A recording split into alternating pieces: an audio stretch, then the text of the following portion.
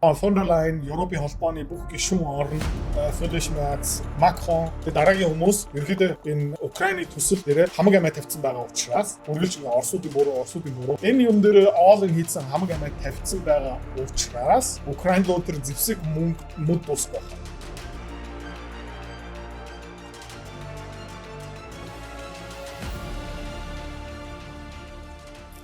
За манай Оросууд манай Монголын одоо хүмүүс ах гэдэг улс маань бүрэн хүчээ үзүүлж ах шиг байна.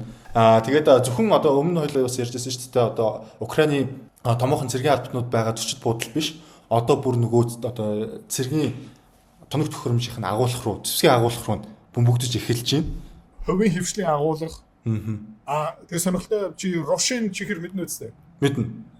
Оргил интернет зардсан шүү дээ. Цагаан сараар хаасайг набор маягаар ингээд байдаг шүү дээ. Тэр Рошин. Тэгээ Рошины чоколатын үйлдвэр бас бөмбөгтэй хайсан. Петро Порошенко шүү дээ. Тийм учраас Порошенко учраас Рошин гэдэг нэртэй чихрийн үйлдвэр Оросын термометрын нэг нь. Тэгээ чихрийн экспортороо. Яг хөө тэгээд өмнө ерөнхийлөгч байсан агуу том улс төрч за тэгээд тендер. Тэ улс төрийн эрх мэдэлтэй хүн нүсэр олон тендер гуссан. Тэгээд чоколатын үйлдвэр дотор тодорхой хэмжээгээр чоколад үйлдвэрлэж байгаа л да. Гэхдээ юу үйлдвэрлээд эхэлсэн бэ гэвэл дрон үйлдвэрлэж эхэлсэн байхгүй. Тэгээд зарчмын хувьд бол нөгөө Порошенко улс төрчийн хувьд бол Зеленскигийн эсрэг байх ёстой шүү дээ. Одоо ардын нам их барьж байгаа юм бол арчсан нам эсрэг байр суурь дуу чимээ гаргах ёстой шүү дээ. Тэгээд Монголд ер нь бол нэлээд чимээгүй байдаг.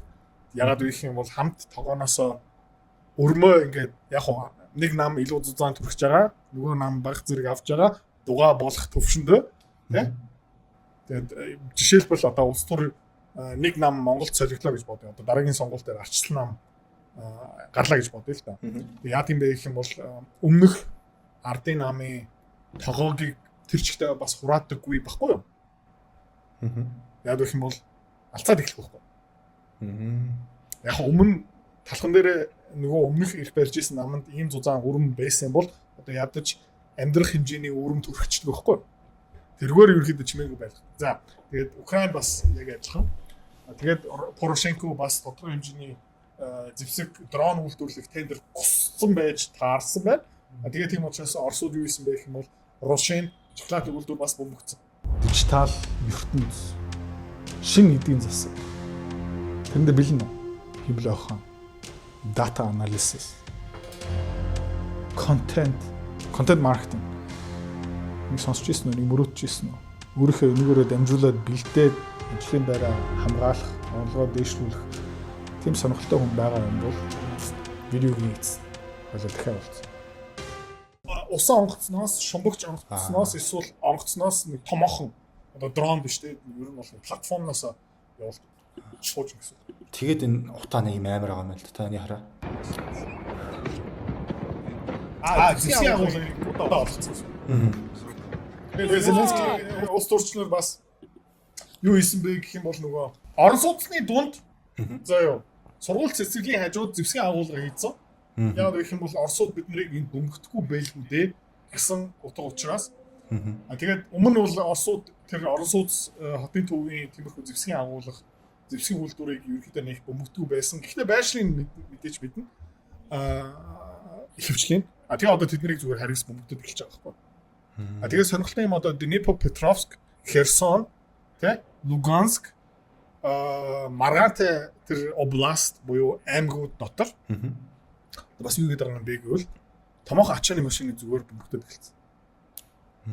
Портроос том машин замаар явж байгаа юм бол зүгээр бөмбөгдөж эхэлж байгаа. Чи нөгөө хүнс янз бүрийн одоо тээвэрлж байгаа байлгүй дээ тийм том машинуудаар. Тэр мэдээж тэг бүгдээр одоо дрон зэвсэг тээвэрлж байгаа юм биш. Гэхдээ ер нь бол хөв хүмүүсийн амьдралыг аж ахуйн нэгжүүд, компаниудын амьдралыг баг ажиллагааргүй болгож байгаа. Тэг коллокуудыг бас бодоо олгоцсон шүү дээ. Тэгээ өмнөх бичлэгээр хэдүүлээ харсан. Тэгээ одоо хувийн хөвшил ард иргэд ерөөхдөө тэгээ төлш олдохгүй байгаа дизель, газ, бензин гэх мэт чинь за одоо янз бүрийн томоохон тээвэр логистик бас явах болцсон. Бас төмөр зам томоохон логистикийн агуулгууд бас бөмбөгдөд эхэлж байгаа. Тэгээ удахгүй бас юу яригдчихэж байгаа юм бэ гэх юм бол Польш талт тий нөгөө ерөөхдөө Украины залгаа байгаа улсуудын томоохон логистикийн төв төмөр зам бас бөмбөгдөх магадaltaй гинэ. Украинчууд дахиад нэг томоохон бороонгдчих юм бол Оросууд ерөөхдөө юу хийх аюу тодорхой юм байна л да.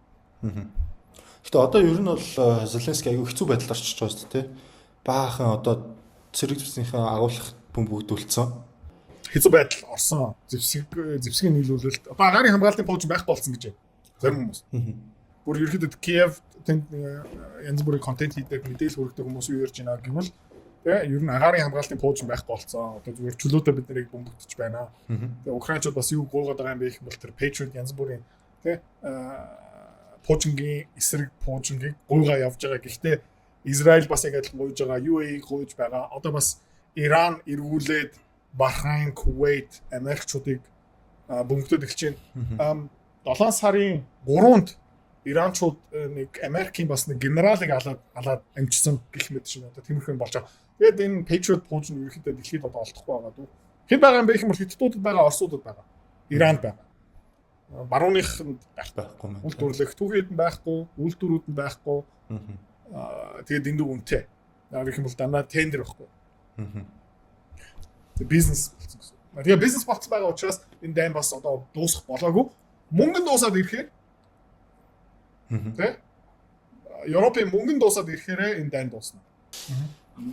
Голланд ерөнхийдөө одоо Украин руу хамгийн их одоо макс дууссан. Дахиж цэрэг хүчин явуулахгүй гэж байна. Романи бас тиймэрхүү юм ярьж байгаа. Ер нь Орос одоо ерөнхийдөө Европ 3-4 орн бид нар одоо тулцсан, бид нар одоо чадахгүй гэж ярьж байгаа. Энэ ер нь бол яг Оросын хүлээжсэн зүйл байгаа шүү дээ. Яг уу дуусахгүй л дээ. Явуул. Мөнгө явуул, зэвсэг явуул. Тамаг байна уу яагаад? Одоо 2 жил Way Academy-тэй хамтарч ажиллаж байна. Тэгээ Way Academy таадаг юу заадаг юм бэ гэх юм бол digital marketing, content, data analyst. Тэгээ хамгийн сүүлд юу нэмсэн бэ гэх юм бол хиймэл ойхон ба хиймэл ойхооны агенттэй хэрхэн ажилладаг юм бэ? Хичээлийн хөтөлбөр байгаа. Тэгээ таадаг хэн заах юм бэ гэх юм бол нэг их сургуулийн багш таадаг заахгүй. Таадаг хэн юм заах юм бэ гэвэл яг тэр мэрэгчл тэр чадвараараа дамжуулаад өөрийнхөө орлогоо олж байгаа хүн. Таадын чадварыг эзэмшээд авцсан тэргүүрээ дамжуулаад өөрийнхөө бизнесээ явуулж байгаа эсвэл өндөр алтан тушаалтай нэр хүндтэй тиймэрхүү хүмүүсээс таад сурна гэсэн. Тэгээ ажлын бус цагаар хагасаа бүтэн сайн. Та одоо хийж байгаа ажлаа үргэлжлүүл. Бусад цагаараа чадваруудаа дээшлүүл. Орлогоо дараагийн түвшин хүрэг, шинэ ажлын байртаа бол шинэ эдийн засаг ертөнцид бэлэн байгаа. Way Academy-г маань дэлгэрүү мэдээлэл дээр доор байгаа шүү. Тэгээ таадад амжилт хүсье. Тэгээд нэг юм та дэсгүй орлогоо дээшлүүлээд хөрөнгө олт хийгээрэй. За